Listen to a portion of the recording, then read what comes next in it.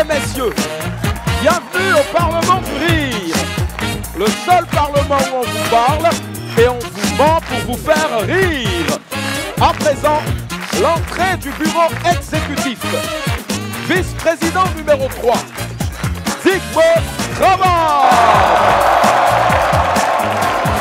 Vice-présidente numéro 2, Charlotte Tarak. Vice-président numéro 1, Michel Gou. Et enfin, le président du Parlement du Rire, Maman.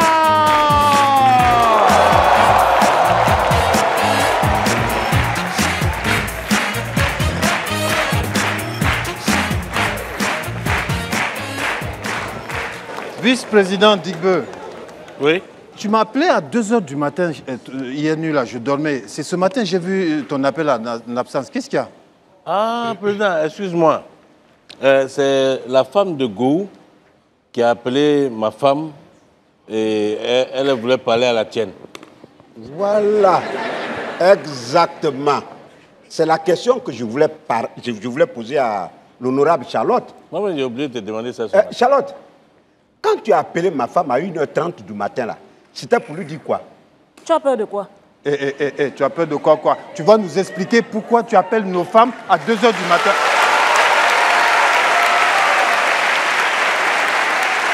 Cher Président, bonjour cher Président. Bonjour conseiller. Je vous salue. Ça va? Quelles sont les bonnes nouvelles, conseiller? Ben, les bonnes nouvelles sont très bonnes. Ah, c'est une bonne nouvelle, ça. Bien, cher Président, il faut voter une loi contre la mendicité. Ouais. Oui, il a été constaté que les rues, les couloirs de Gondwana City sont envahis par les mendiants et ce n'est pas bien pour le tourisme. Ça effraie les touristes. Oui. Donc il faut voter une loi pour ça. On va faire ça, c'est notre travail. Alors ben, je vous laisse travailler. Hein? Oui. Okay, allez. Merci, conseiller, qui a toujours bien fait son travail. Bonne journée, conseiller. Bon, cher membre du bureau exécutif... Attends, il a dit mendiant. Hein? Oui. C'est avec un E, mendiant. Il y a D à la fin? C'est bon, ça. Bon, vous avez entendu le conseiller. On doit travailler sur une loi tout de suite. J'attends vos propositions. Gou, vice-président numéro 1, je commence par toi. Non, ben, président, moi, je pense qu'on doit aller plus loin et puis voir ce qui provoque ça. Ce qui provoque la mendicité? Oui, okay. Parce qu'il y a des gens qui débarquent de leur village, aucune connaissance.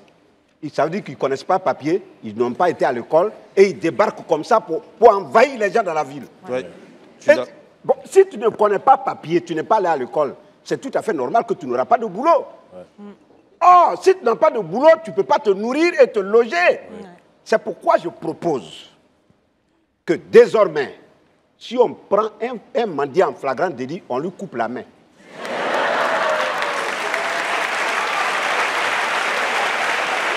Et c'est pas tout. C'est pas tout. Si c'est le pied, on coupe le pied.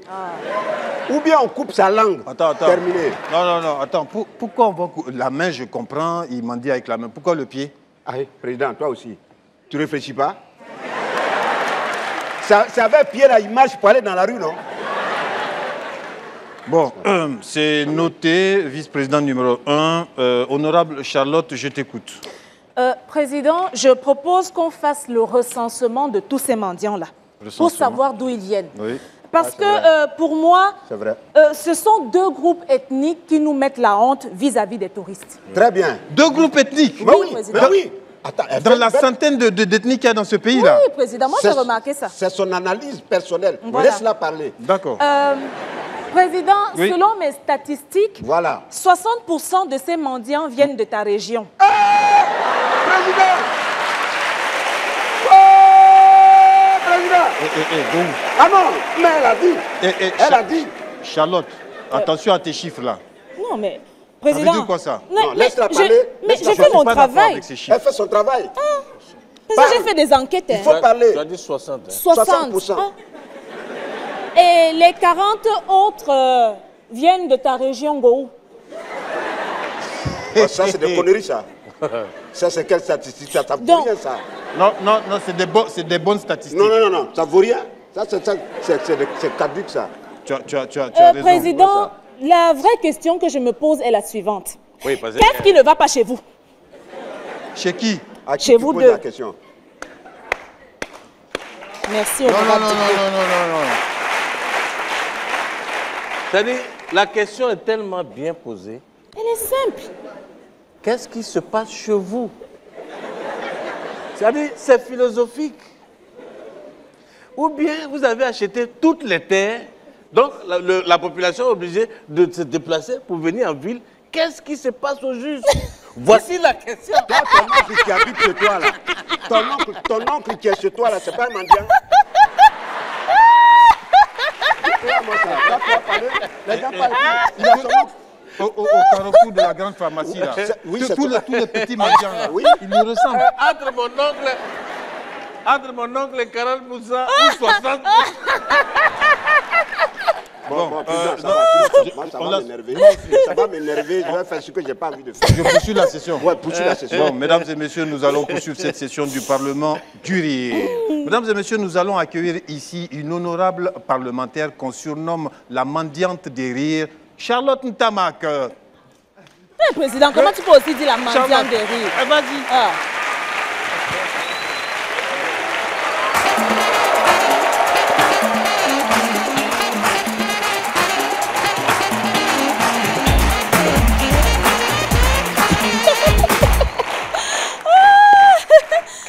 Hey, quand je vous regarde comme ça là, je sens qu'il y a beaucoup de femmes battues ici. Non, c'est vrai, je ris comme ça là, mais moi je ne suis pas une femme battue. Je suis une femme violentée. Oui. Non, mais quand... C'est vrai quoi. Parce que la façon dont le kilo de garçons a augmenté au marché là, on va faire comment? Mais j'ai décidé de créer une association pour vous. L'association de contre-attaque des femmes battues par leur mari alcoolique. Et quand je serai présidente de l'association là, je vais faire les discours, pas les petits discours là. Mais c'est de la contre-attaque. Nous devons vraiment contre-attaquer. Parce que je suis une femme violentée, torturée par mon mari. Ça a commencé doucement par une gifle. J'ai couru chez ma voisine. Il m'a giflé. Il commence bien. C'est là que j'ai compris que je serais une femme heureuse. Maintenant, quand il me tabasse, je n'ai pas dit battu. Quand il me tabasse, il me fait la chandelle. Mes sœurs, vous ne connaissez pas la chandelle. Quand il me donne un bon coup de pied comme ça et que je m'envole dans les airs, hop, après je redescends comme ça, naplaf. Comme le melet dans la poêle. Mais c'est de la contre-attaque. L'autre jour, il m'a rasé la tête avec un tesson de bouteille. Je vous assure. Heureusement, sinon, comment j'allais savoir que les perruques me vont si bien? Mais c'est de la contre-attaque. La fois où il m'a cogné parce que je feuilletais un magazine, il avait raison. Parce que dès qu'un homme laisse sa femme lire les magazines féminins, elle va enchaîner par des quotidiens qui parlent de politique. Et un beau matin, il va seulement voir sa femme défiler dans le salon avec une pancarte sur la tête.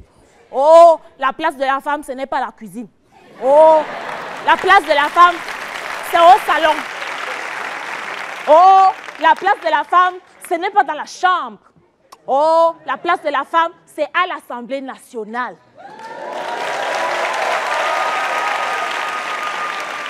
Et avec de pareilles idées, si un homme s'amuse, il n'a plus de femme. Et s'il tente de lui dire, oh, j'ai dit, tu organises des marches et des manifestations dans mon salon. Tu te crois en France ici? Là alors, elle entame la grève de la faim. Et si après 30 minutes de grève de la faim, il ne se passe rien, elle entame la grève du Pays-Bas. Là, avant 24 heures, il y aura des réformes. Non, mais si un homme s'amuse avec ça, il n'aura plus de femmes. Mais c'est de la contre-attaque. Ce qui m'énerve le plus, c'est que ça fait 2 semaines qu'il ne me cogne plus. Vous vous rendez compte? D'ailleurs, j'ai même remarqué que quand je marche avec lui, toutes les filles du quartier sont là, elles sortent leurs gros yeux. Maintenant, dès qu'on bagarre, les filles du quartier sont là comme des abeilles. Depuis quand les filles se prennent les bagarres? Et au lieu de séparer normalement la bagarre, elles se jettent sur lui pour le serrer. Je vois tout ça. Ce matin, ma voisine, que je n'ai jamais vue avec un homme, s'est réveillée avec un œil poché. Vous-même dites-moi, Leïla, c'est qui?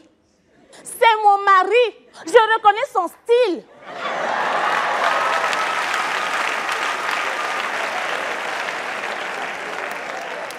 Mais si la voisine pense qu'elle va gagner, elle ment. La qualité que mon mari travaille bien là. Hey, je ne bouge pas de là.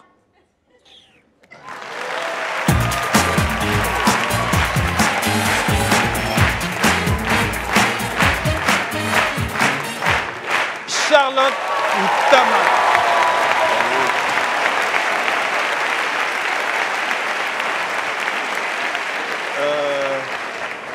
Cher Président.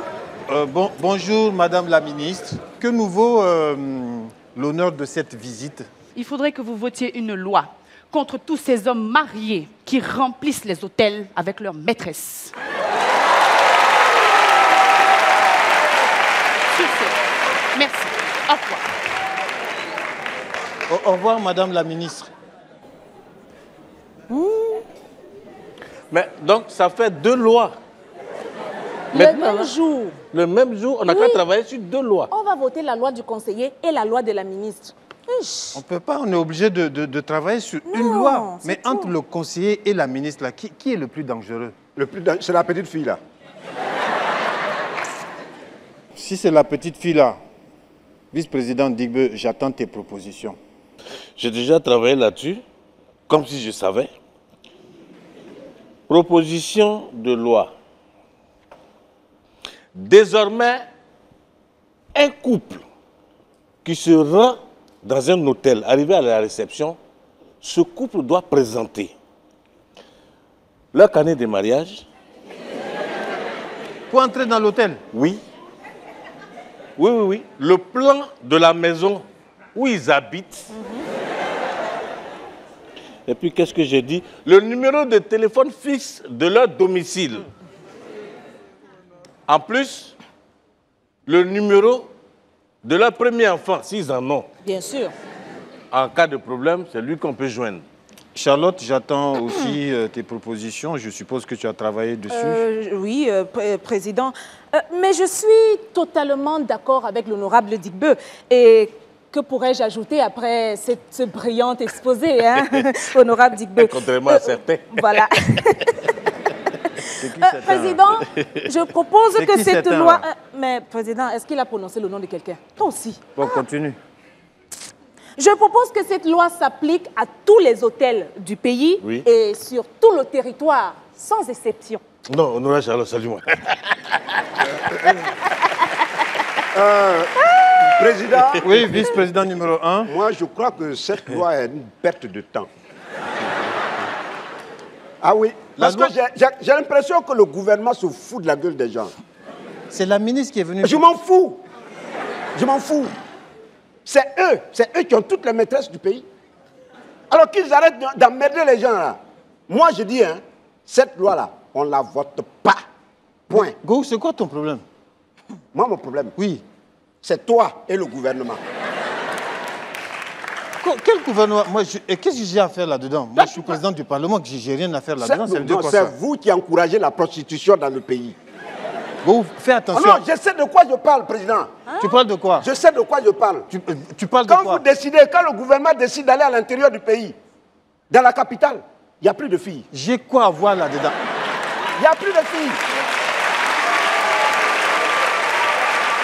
J'ai quoi à voir là-dedans, moi? Comment tu as quoi à voir dedans? Quand le gouvernement se déplace là, tu ne vas pas avec eux?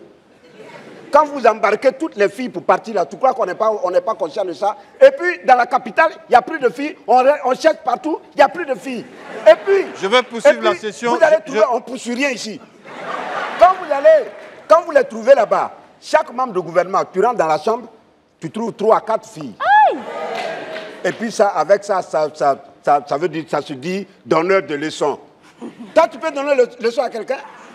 Je vais poursuivre la Je session, dis, mesdames et moi, tant que je suis présent, tant que je suis vivant, tant que je suis parlementaire ici, cette loi-là, on ne la vote pas. Un point, un trait. Voilà. On vous connaît? On vous connaît? Toi, Le dernier voyage avec le président, là, tu n'étais pas avec nous? J'étais avec vous, mais je n'étais pas avec une fille. Voilà. Oui, c'est vrai, tu n'étais pas avec une fille, tu étais avec 3 filles. Non, on ne parle pas de ce voyage-là. On ne parle pas de ce voyage-là.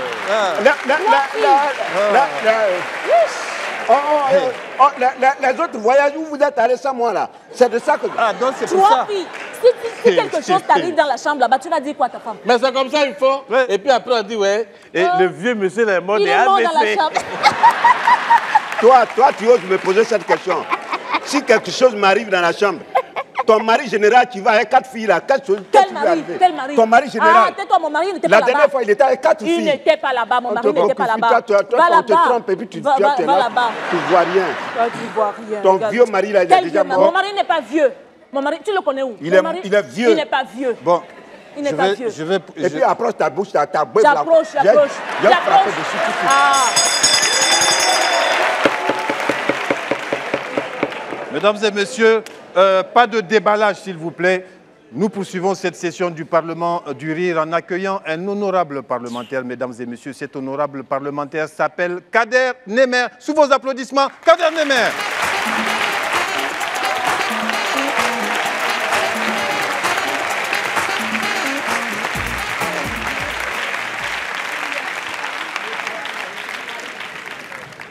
Salam alaikum.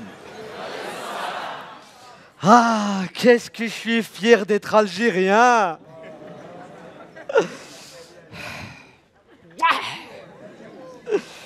Même si dans algérien, il y a... j'ai rien. Walou, nada, foy. Tiens. C'est cadeau.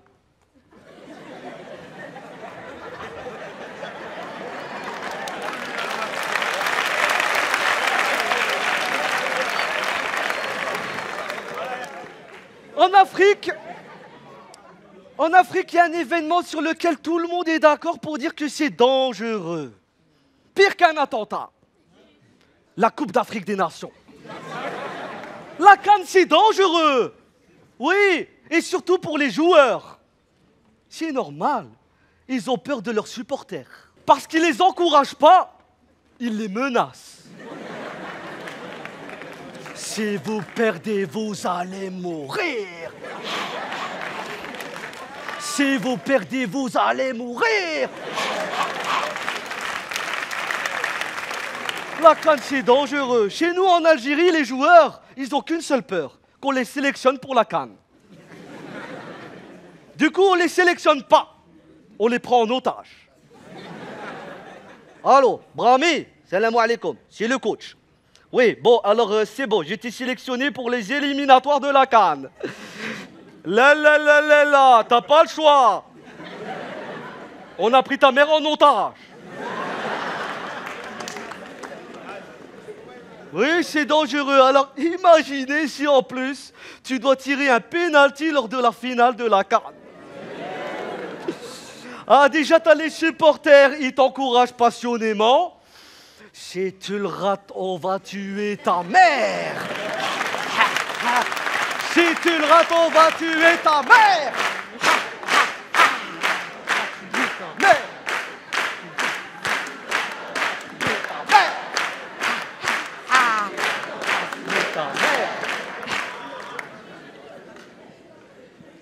Là même, tu es athée, tu deviens croyant.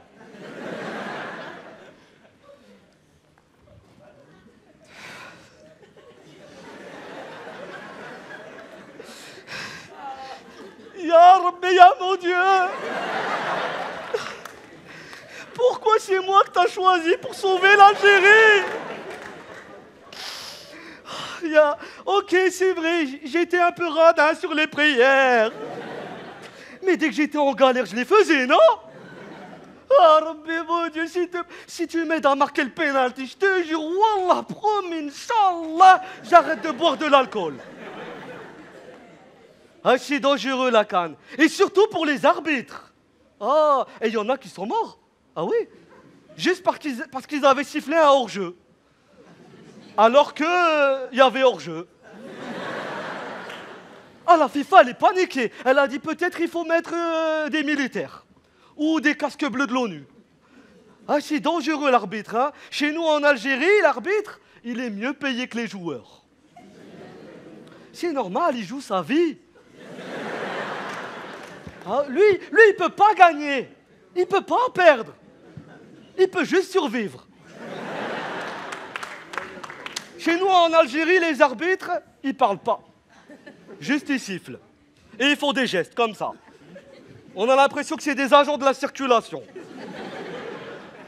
Heureusement, nous les Algériens, on sait comment communiquer avec eux. Parce que nous les Algériens, c'est nous qui avons inventé la langue des signes. Oui, c'est grâce à nous que les sourds et muets peuvent communiquer. Par exemple, sur... Ça veut dire « Quelle heure est-il, s'il vous plaît ?» Ça veut dire « Je ne suis pas tout à fait d'accord avec toi. » Et ça veut rien dire. C'est juste parce que j'ai perdu un pari, je devais danser. Voilà. Vous avez aussi un truc ici en Afrique que j'aimerais inscrire dans le répertoire algérien. Oui, quand je suis arrivé à l'aéroport, j'ai vu un douanier, il m'a dit est-ce que tu as un cadeau pour moi? Alors moi j'ai répondu non, j'ai rien. Je suis algérien. Je suis pauvre comme toi. Et là, il m'a regardé et il m'a fait...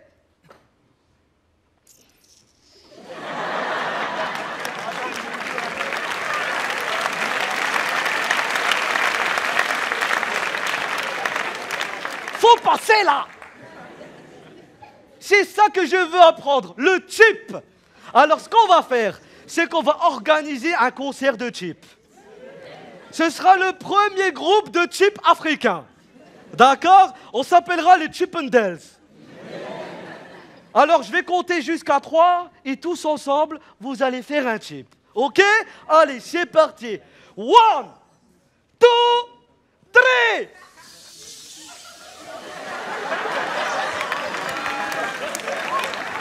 Allez, allez, allez. Allez, allez, allez.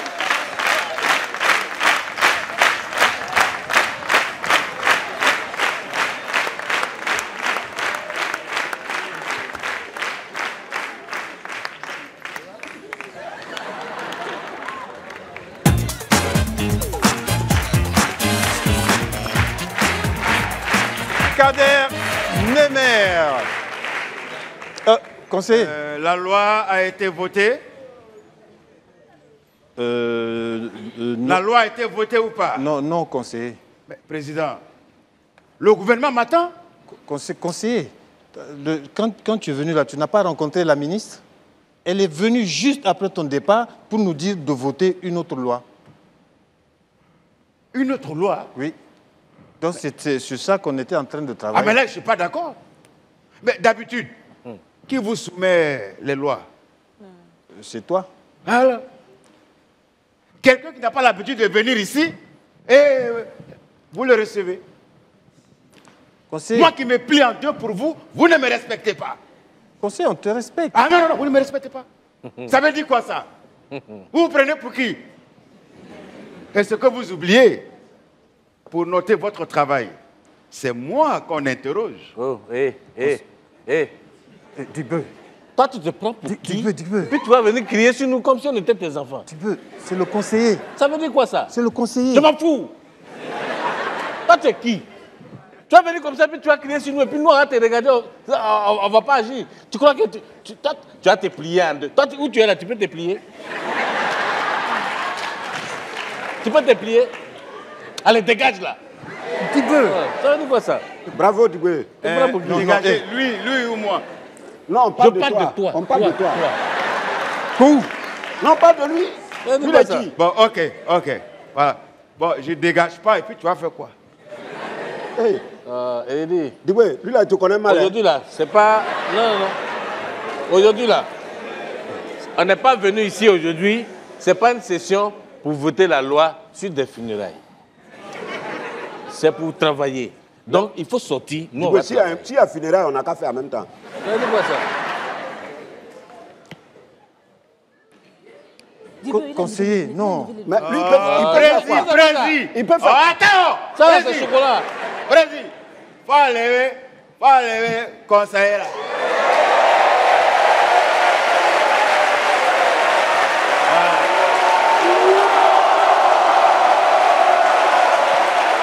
Moi là, les morts, attendez d'abord. Président, si tu as enlevé conseiller là, faut m'appeler la dame somnifère. Elle est fait dormir. T'as vu? Dis-moi, attaque. Quoi tu as fait parler avec moi? Attends, toi tu peux pas parler avec moi? Donc tu ne me connais pas? Toi? Il y a quelqu'un. Toi? Dis-moi, va. Somnifère. Dis-moi. Je respecte le président. Non. Conseiller. Moi, je respecte le président. Conseiller. Dis-moi, va. Je respecte le Conseiller. président. Ouais, président. Conseiller. Quelqu'un. Conseiller. Dis-moi, va. Conseiller. Dis-moi, Regarde, va. regarde. Sinon, tu vas le Voilà, président, faut te lever. Dis-moi, va. Viens te faire dormir comme chien qui est rassasié. Ah, dis-moi, va. Dis-moi, oh, David, dis-moi, va, il va te faire dormir. Dis-moi, va. Attends, président, pourquoi il parle comme ça? Il n'a qu'à partir. Oh, Va.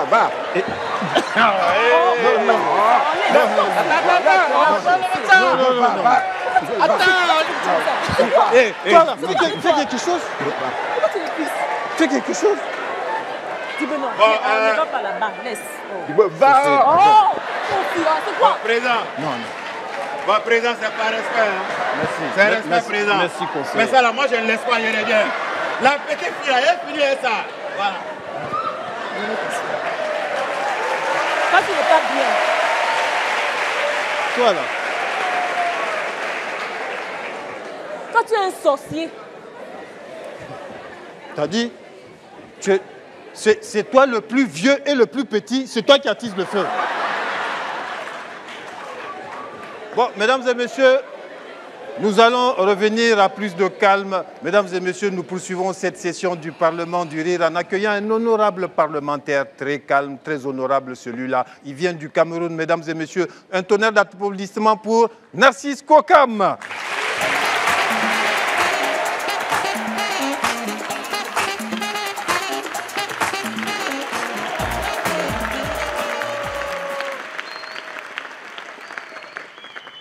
Il y a un proverbe de chez nous qui dit que la bouche, c'est la clé du ventre.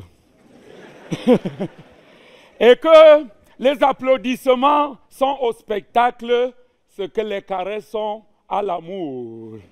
Applaudissez encore un petit peu. Ah, chers amis, je voudrais vous parler d'un petit instrument, pas plus tard qu'il n'y a pas longtemps. C'est arrivé chez nous, on appelait le téléphone circulaire. Un téléphone circulaire. Quand tu avais ça, tu étais même plus fier que le PDG d'Alcatel. Lorsque je suis allé acheter le mien, j'arrive chez moi, j'attends qu'on m'appelle, personne ne m'appelle. Par jalousie. Là, il fallait que je m'appelle tout seul. Alors, le soir, j'ai pris mon téléphone ordinaire. J'ai appelé mon fils à Paris. J'ai dit, mais mon fils, toi aussi, appelle-moi, non? Appelle-moi samedi à 19h30, pile. Là, le soir, là, j'ai réuni chez moi les membres du comité central du parti au pouvoir. Alors, à un moment, on prépare le défilé comme ça, là. L'appel du Seigneur retentit. C'est qui? Je prends mon téléphone circulaire.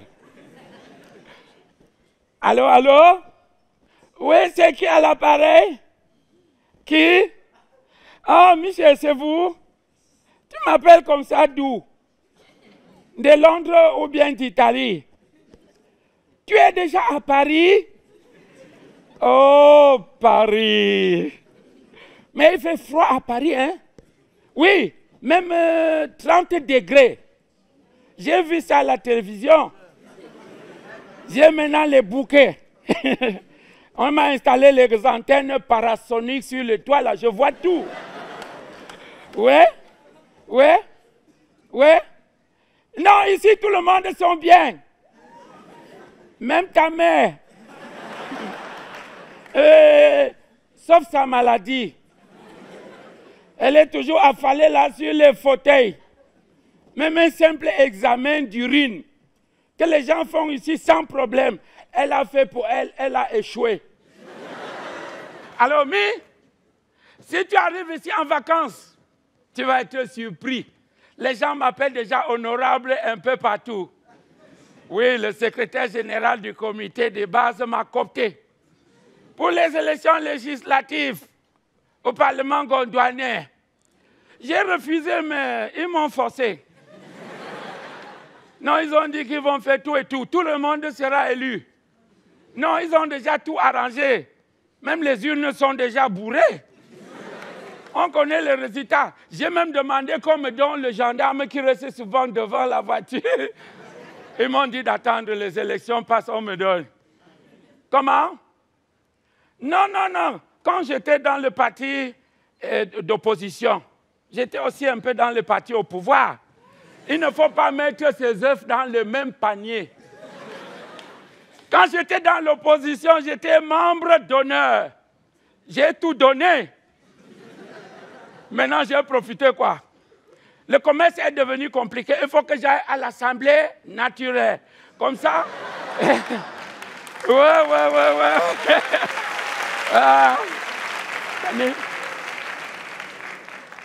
Comme ça, quand j'aurai mon humidité parlementaire, je saute la douane, je dribble les impôts. Je marche toujours première classe. Oui. Alors, tu m'appelais même pourquoi?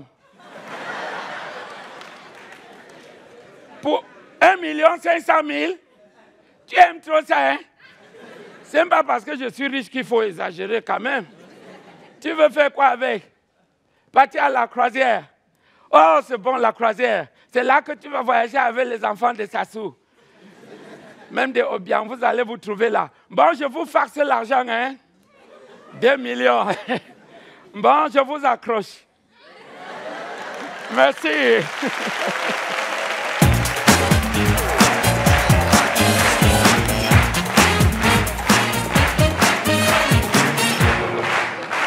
L'honorable Narcisse Kwokam.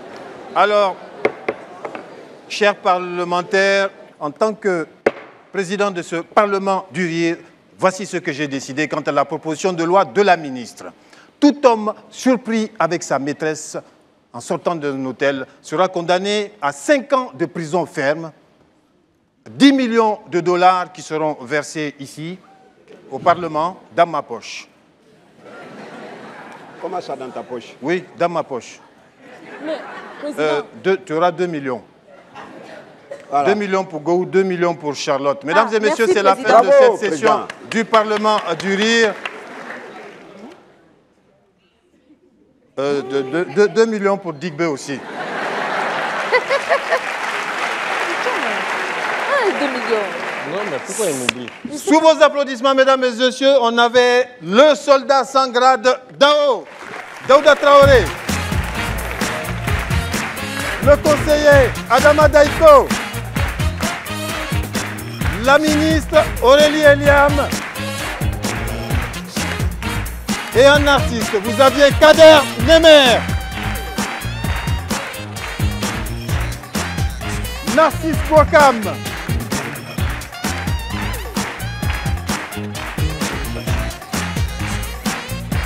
mesdames et messieurs, il y avait vice-président Digbe Cravate, Charlotte Ntamak et Michel Gou. C'était le Parlement du Rire. On se retrouve la semaine prochaine ou si vous avez raté l'émission, vous allez sur Internet, sur le site de Canal+, ou sur les réseaux sociaux. Parlement du Rire, Canal+ Afrique. Mesdames et messieurs, merci.